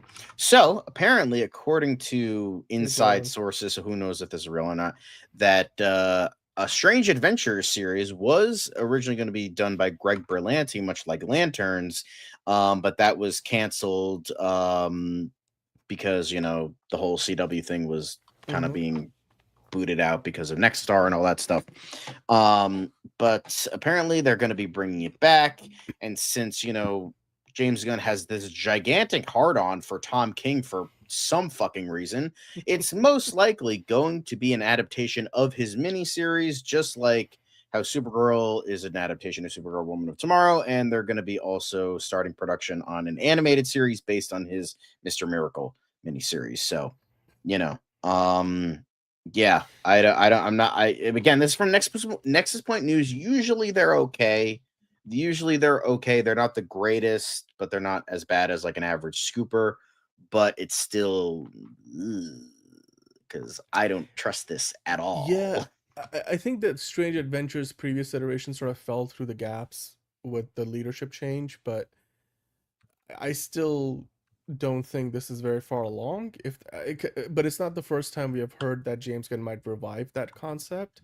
I just don't know if I'm not gonna say Tom King is gonna be involved in it either, because he's already got a lot on his plate with DC. So I guess we'll see. You know, like you said, this is iffy at best, but potentially a good concept. It just depends on which direction they go in with it and who's behind it. Filmology, I was asking, do you guys think Batman or Bruce Wayne makes an appearance in Clayface? One of the two of those characters could, Bruce Wayne or Batman. It's just I find it unlikely though, because they want to probably wait to introduce Batman in his own project. Same goes for Bruce Wayne, and I realize they're both the same person, but yes, I don't think we're gonna see those in Clayface. The odds are not that high. But yeah. Hi, Decole. Hello. But yeah.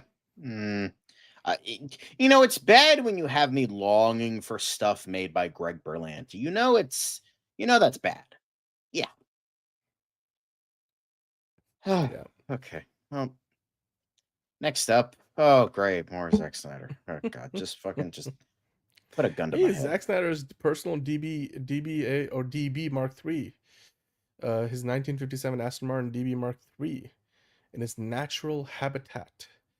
I mean, we saw Bruce Wayne use this car in Batman v Superman. We saw this car in that set for Justice League. It's just Zack Snyder, you know, putting up his own photography on Instagram, and he's got a very big following now. So yeah, I like it. I'm good with that, John. I don't know. Again, I'm not saying he's advocating to. I don't think Zack Snyder is advocating to bring back the Snyderverse here. He's just more sharing his work. And you know what? That's probably one of the coolest cars Bruce Wayne ever drove on the big screen or in live action cinema history. So it's James Bond's car, bro.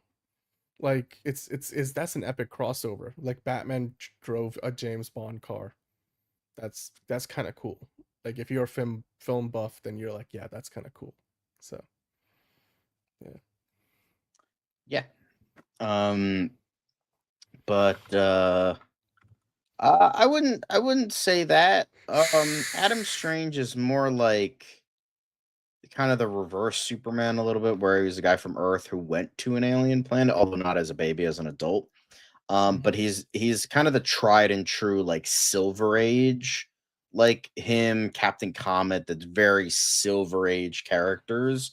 That could be done very well. And then of course Tom King had to be like, what if we made it like dark and edgy? And then it's like, all right, okay, Zack Snyder, calm down. So one of the most impractical cars.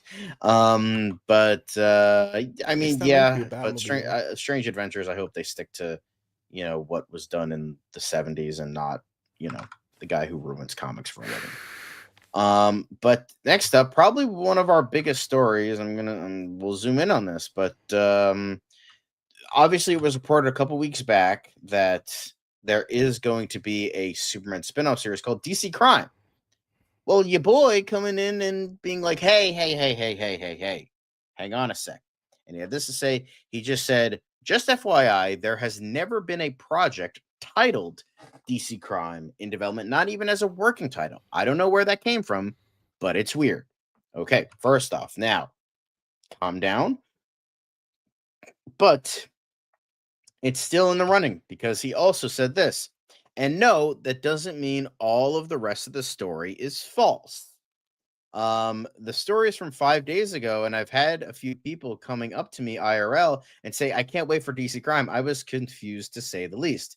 And then this person confirmed, and James Gunn finally saying, so is the show fake or just the show title? So just the show title is fake. So it turns out the Jimmy Olsen spinoff series is not going to be called DC Crime. It's going to be called something else. It's Untitled Jimmy Olsen or Untitled Daily Planet Show, and it's just not going to have the DC Crime moniker. Yeah, I think I know what they're going to call it, John. I think they call it the Riz God. I think they're going to call it Riz God. Yeah. Yeah, that's the title. Like, James Gunn just doesn't want to give it away, you know? That's, yeah. The Daily Globe show. Wait, what? What? Daily Globe? You mean, okay. I don't know if that was meant to be a reference to something. Gorilla Grodd. Oh, that we could do a fan casting on who would voice Gorilla Grodd. That would be nice. Metro City News. But this is one of those situations where James Gunn, I think, answered a question and then quite make it clear enough what he was saying, and obviously fans asked him follow-ups and he had to clarify, because initially it looked like he completely told us that no, the whole idea of the show is not true, which contradicting Deadline that directly, when Deadline was pretty much like reconfirmed it. Like, and usually when somebody like when a website like Deadline, one of the trades, publishes a story saying they've confirmed it, it's because they've gone through multiple sources giving them like a, you know, positive on the idea that in this case the show exists. The idea that it was DC Crime, that seemed like a pretty generic title to begin with, that I just don't, I'm not surprised that James Gunn debunked it in the sense that they're probably going for something exactly more or marketable. Jimmy's pal Jimmy Olsen's third leg. Yeah, because when you call it DC Crime, I'm like, what does that mean? Like, DC Crime could easily be mistook for, you know, like something like a to do with 911 spinoff that takes place in DC, like exactly, you know, like NCIS DC, you know, like they're going for they will be going for something that is a little more recognizable, that leverages like a Superman in the name or something like that, or Jimmy Olsen, you know, himself. Like they'll just go for something that's more marketable. So I'm surprised that the Deadline report kind of included the information implying, but even then, I don't think Deadline necessarily confirmed the title. I think and here's the thing, like if it's in development, like somebody might have written this DC Crime somewhere. Like this could have ended up being a situation where somebody emailed somebody else within DC Studios and said, oh yeah, the DC Crime show we're working on. And, you know, through Game of Telephone, we end up thinking through the Deadline report that that's the actual title of the show, rather than somebody just kind of in layman's terms describing it to their coworker at DC. And the actual working title is probably something completely different. So yeah, anyway. Yeah. But I'm glad it's still in development, because we need more of the Riz God. 100%. We need the Rizzler. Yeah, they were, because what happened was, at the time, well, George Reeves, it was alleged he killed himself, but he was most likely murdered. So there was that, but then because they tried to continue on, but I think Jack Larson was the actor who played Jimmy. He felt out of respect for George Reeves, he didn't want to continue on even as a spinoff, so that didn't happen. So, Yeah. Well, I guess we'll find out the real title soon enough, but it ain't DC Crime, so we don't have to worry about that. Yes. But the next thing we have is Man of Tomorrow related, which is another thing that James Gunn has debunked. That's why it's so. Hang on, let me zoom into it and then I'll zoom out. But Pierce Brosnan reveals that he has heard Dr. Fate will appear in the next Superman film. I've never banged down anyone's door. I mean, they know where to find me. I've heard that Dr. Fate was going to have his own show or his own movie. God, that would have been so good. I've heard that he's going to be in the next Superman. And James Gunn, right here, if you could see it, my opinion is I've never heard a Dr. Fate rumor. So, yeah. I like that he wrote it in that whole syntax, the way it's quoted. Like it's almost like he's responding directly to or in jest to what Pierce Brosnan said. And also, I kind of believe that Pierce Brosnan probably. Look, again, it's he never said that I know. But hey, Henry Cavill thought he was coming back because of what fucking The Rock said, and look how that turned out. So, miscommunication, shit happens. There's many. I mean, there's many reasons why like Pierce Brosnan might have believed one thing and James Gunn, knows something else entirely, because I don't think Pierce Brosnan, like the way he says it himself, like he's not all that connected, he's not in conversation. So when he says, I heard that the Dr. Fate might be in there, maybe he did. Maybe somebody told him. Somebody said maybe there's a chance. But James Gunn is writing the script right now. He's working on the storyboard. So if there is anybody who's going to tell us whether there is a Dr. Fate or not, then it will be James Gunn. And while he's usually coy, I don't think James Gunn has literally straight up lied to us before in that sense. So I believe him in the idea that I don't think Dr. Fate is going to be in this. Could that change? Sure. Would they want to bring back Pierce Brosnan? I hope they do, because I think he did a fantastic job. I think we're all looking forward to Man of Tomorrow already, considering the pieces that are already in play, regardless of whether they include Dr. Fate or not. And then one of you guys were asking a question not too long ago about, is it going to be the Kent Nelson version of Dr. Fate? What version was was the one in the DCEU that Pierce Brosnan played? Was it the Kent Nelson version, or was it a different? Yes, it was the one? Kent Nelson version. Yeah, so I mean, James Gunn just said he's not gonna be in it, or he hasn't heard the rumor. No, it's Elasta Boy or whatever the fuck, or Elasta Lad was the superhero that Jimmy was in the comics. Now, as far as recasting the role of Dr. Fate, if they do bring him back, I don't know. I mean, it depends on what they're going for. I know that in Black Adam, they cast Pierce Brosnan because they wanted to kind of be like, okay, so Dr. Fate is one of those JSA villains, not villains, but heroes that has been around for decades doing this thing. And how do you portray that better than with Pierce Brosnan in the role?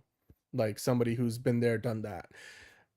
Will we get Dr. Fate in the DCU eventually? Probably. This makes sense, John. I mean, James Gunn clearly telling us he's also doing it in a way where he's not putting down what Pierce Brosnan necessarily said. It's just very specifically pointing to the idea that, yeah, I haven't heard of that rumor. Sure. But also James Gunn could be playing a little coy, saying, I have not heard of the rumor, doesn't mean that the character's not in the movie.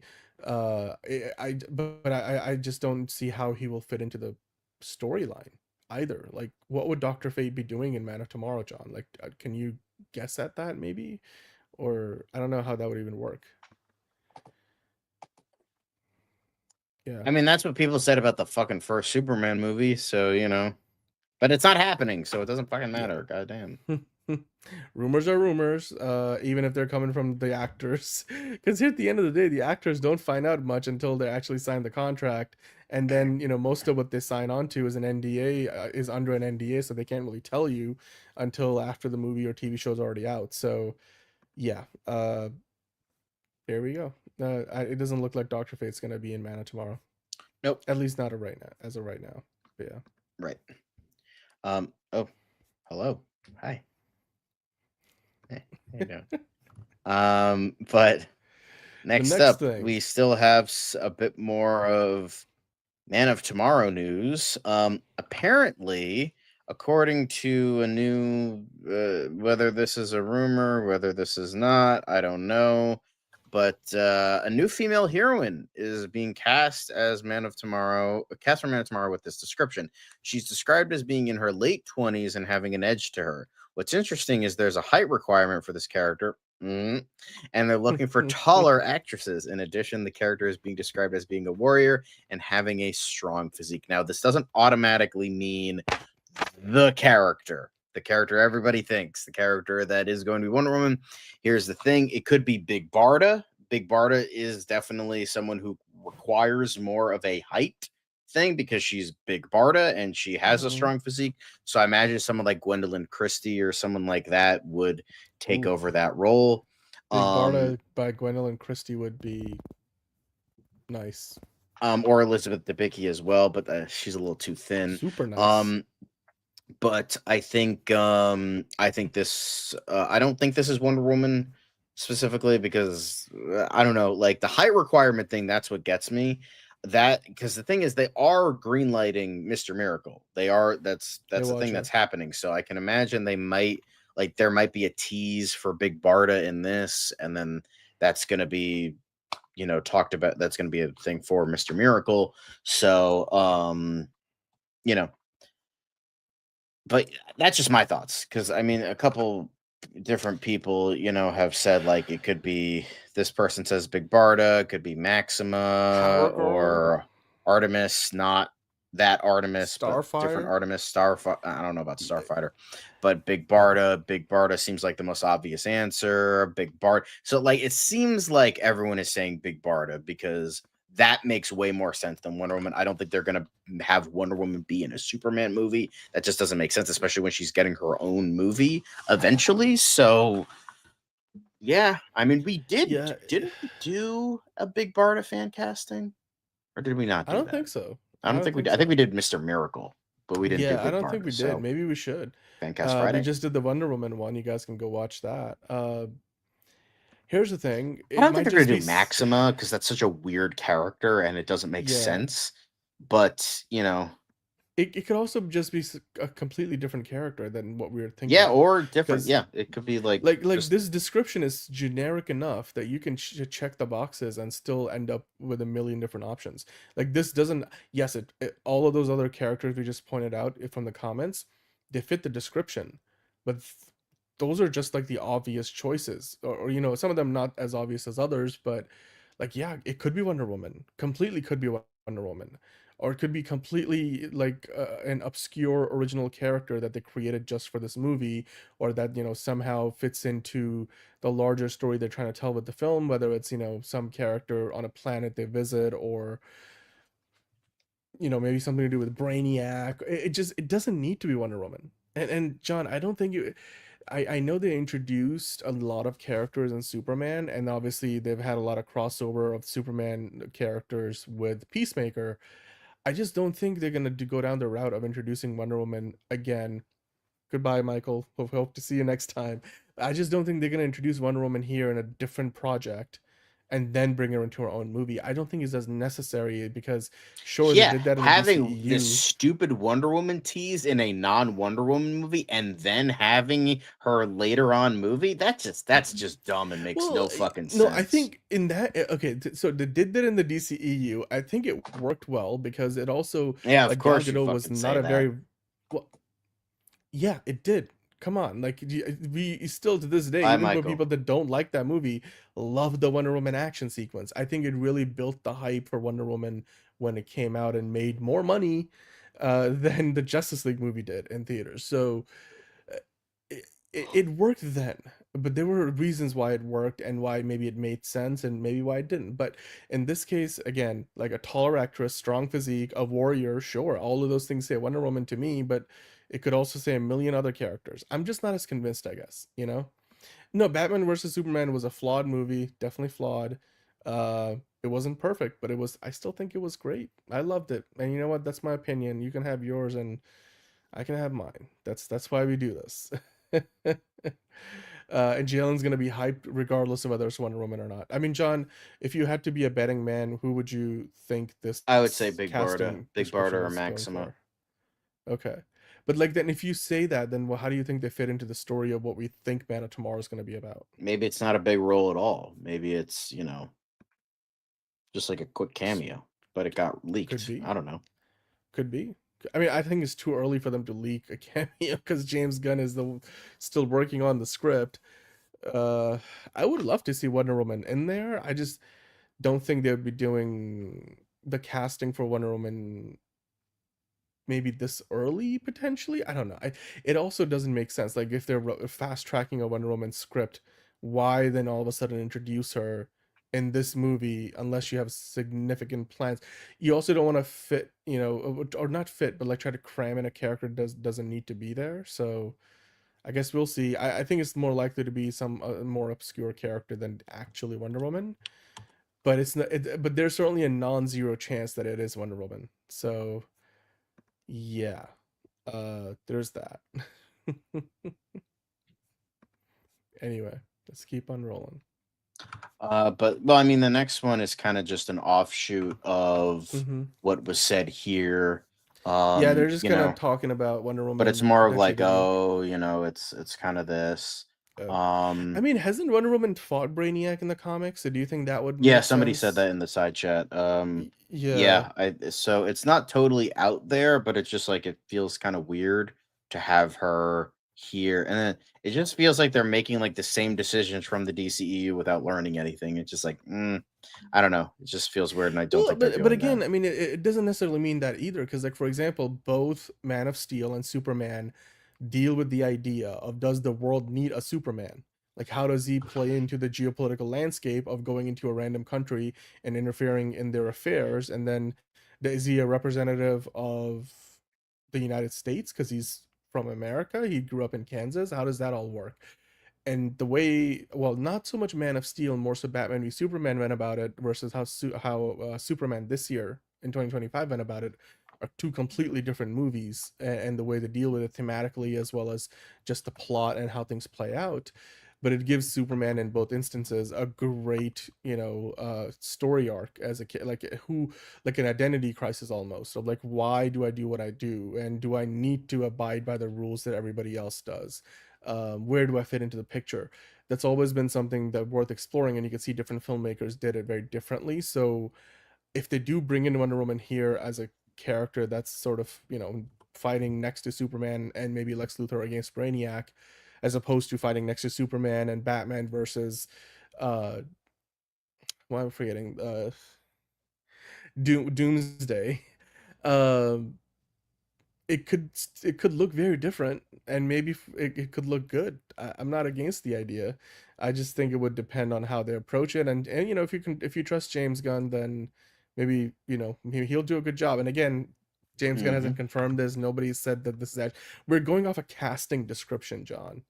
Like, for all we know, that might not even be entirely accurate. Like, that might be partially made up. So I think we're getting ahead of ourselves here. We'll have to see. That's part of the show, though, right? Yeah. That's all. That's the whole thing in regards. I know, but like, I think it's you play with the possibilities, but at the end of the day, we gotta ground ourselves in reality. And I just think it's too early to say that's Wonder Woman's going to be a part of this movie. Right. Especially because we don't really know much about what the movie is going to be. Like, how does she fit into it? But I'm sure we'll learn about it. I mean, if they do cast a Wonder Woman, it's going to be hard to hide that when they start filming this movie next year. So we'll see. But until then, you guys let us know in the comments down below. Do you think Wonder Woman is going to be in Man of Tomorrow? Is that who they're looking to cast? Why give that away so blatantly, if that is the case? Or is this just one of those situations where James Gunn is going to come out tomorrow and be like, the last I checked in my script, there is no Wonder Woman, so I don't know what you're talking about. That's not the rumor I heard. Like this? Why does it sound like the dog from the meme? I don't know. That's just how I think James Gunn sounds these days. Maybe. Yeah, I think he more sounds like this. He kind of sounds like an old, mature Scooby, or not Scooby, Shaggy. Yeah, he does actually. You're right. I don't know, man. I think that's just how it is, bro. I mean, that's just how it is. He's like Kevin Smith, Quentin Tarantino, and Shaggy in a blender. I think that's how James Gunn talks. No, that's true. It's true. It's very true. No, I think I was getting at the idea of like James Gunn is like bragging almost. He's like, oh, the last I heard was there was no rumor for Dr. Fate. No shit, Sherlock. You're the one writing the fucking script and turning it into a goddamn movie. Tongue in cheek. Like, no, I know, but I'm like, it was like a little bit like, he's directly contradicting something that Piers Brosnan said. It's not like some leak or site, Cosmic Book News putting it out there. But anyway, but that's it for today, ladies and gents. Remember to what's the word for it? Vote in the poll for Tier List Tuesday for tomorrow. I didn't check who. Guillermo del Toro was winning last I checked. All right, so we're probably gonna do Guillermo del Toro movies. Well, at least all the ones I've seen. You could let me know about the ones you've seen, but yeah, I love Pacific Rim. Pacific Rim, I think, was amazing. I haven't seen it, so boom, you could talk all about it. So, did you watch Frankenstein? Yeah, I did a review on the show. Yeah, that's right. Sorry. Okay. Well, guys, before you head out, 1A, that like button, please. We would appreciate that, and that subscribe button while you're at it, and then of course hit the notification bell because that's the only way you're gonna know when we go live. That just made it sound like I was being facetious, but no, you know that is a good way to find out when we go live.